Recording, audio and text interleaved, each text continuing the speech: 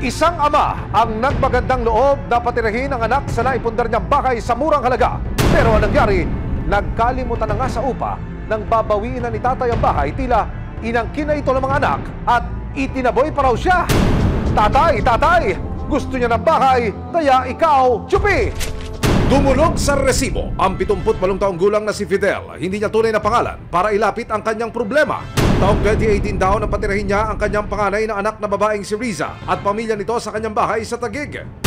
Para daw makatulong sa anak na nooy nangungupahan sa isang apartment sa halagang 10,000 piso kada buwan. Hindi raw siya nag-alinlangang patulugin ng mga ito sa kanyang tahanan. Ano nangyari ba doon sa bahay niyo? Yung mga anak kong yun, ang usapan namin, magpapamilya, pansamantala lang silang titira sa aking bahay. Opo. Pero, ang kasunduan, magbibigay sila sa akin ng sustento ng 3,000 per month.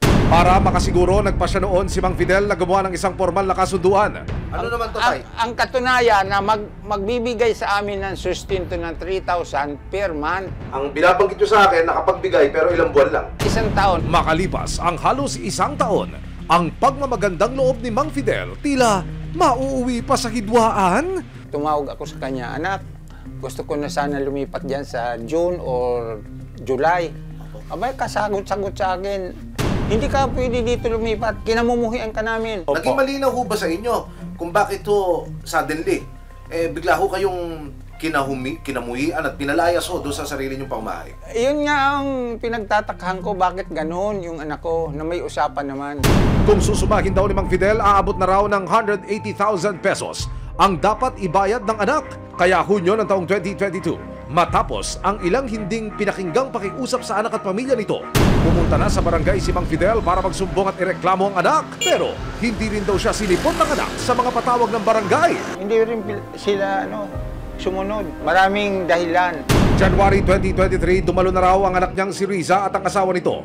Dito, nagkaroon sila ng bagong kasunduan na aalis ang mag-asawa. Pero magbibigay daw ng 30,000 si Mang Fidel para makalipat ang anak. Aba, bakit parang si Mang Fidel pa ang may utang ngayon? Ang usapan dyan na aalis sila sa March 30, 2023. Bukod sa hindi pagtupad sa mga usapan, nakatanggap din daw si Mang Fidel ng hindi magagandang salita mula sa sariling anak. Anak niyo ho yan. Anak ko Lalaki mismo. niyo, binigay Lahat. niyo lahat ng gusto. Hindi ko akalain na anak ko pa ang magbigay sa akin ng ganitong problema. Never akong inano ng ibang tao minura. Iikutan natin yung kanyang property kung saan siya pinalayas ng kanyang panganay na anak.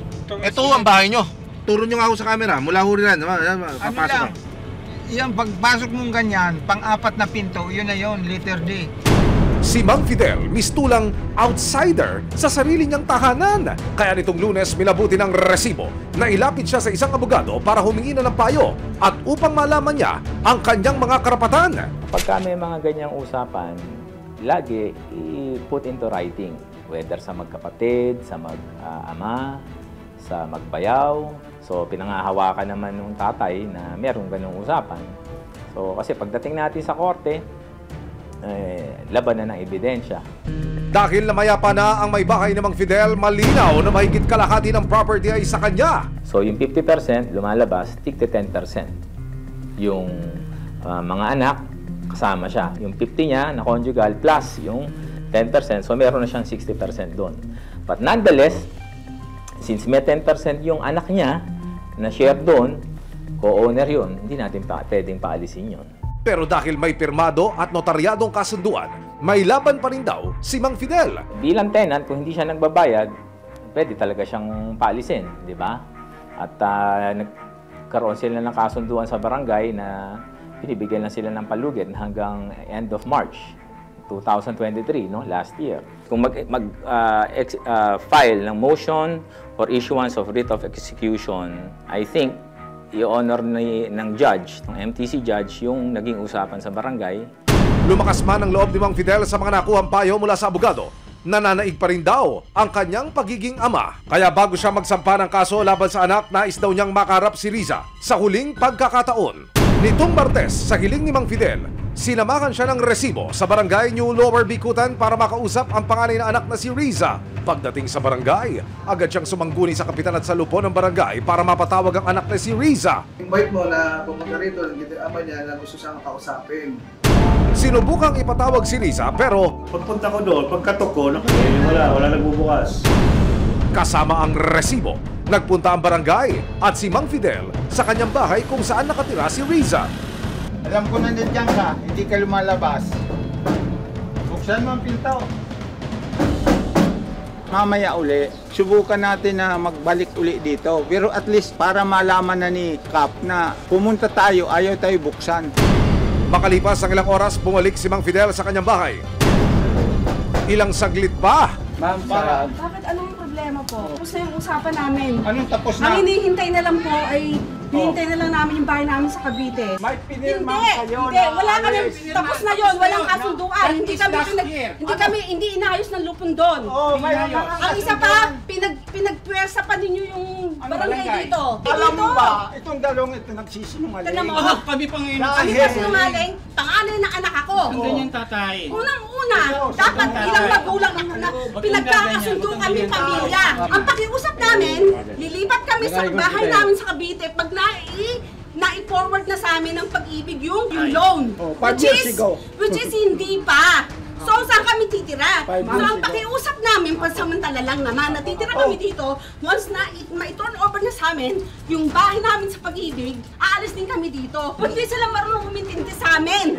naging mainit ang pagtatalo ng mag-ama at ng mag-asawa. Isa kang manipulator.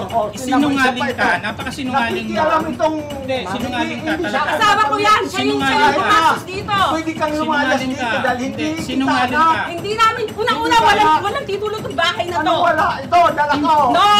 Wala kang titulo. No, hindi. Gusto po sana ni tatay, magkaroon lang po tayo ng isang maayos na usapan. Hanggang ngayon, last na lang po ito. Pagdating ng mag-ama sa barangay hall na mas masana ang dalawang panig at sinimulan na nilang pag-usapan ng mahinahon ang isang bagong kasunduan. Nagkaharap muli sa araw na ito ang magkabilang panig at nagkasundo ng mga sumusunod. Mag-aantay ang complainant ng tamang araw na marilis ang housing loan sa Cavite upang makaalis sa bahay na gusto niyang kunin ng complainant. Okay na po, tatay? Okay lang. Opo, okay na po. Paliwanag ni Riza, matagal na raw niyang pinagdarasal na pakinggan siya ng ama at magkaayos sila. Kasi ang hinihiling ko naman talaga, yung maintindihan na amin ng lubusan. Kasi marami rin kami mga pinabayaran. Sa huli, nanaig ang pagiging ama ni Mang Fidel. Pumayag siyang patirahin pa rin ang anak at pamilya nito hanggang makalipat daw sila sa hinuhulog-hulugang lupa at bahay. Gusto pasasalamat ko sa inyo sa programang ito, ganun din kay Ma'am Len Oresca. Kung siya yung namagitan sa amin, sana noon pa naayos na ito.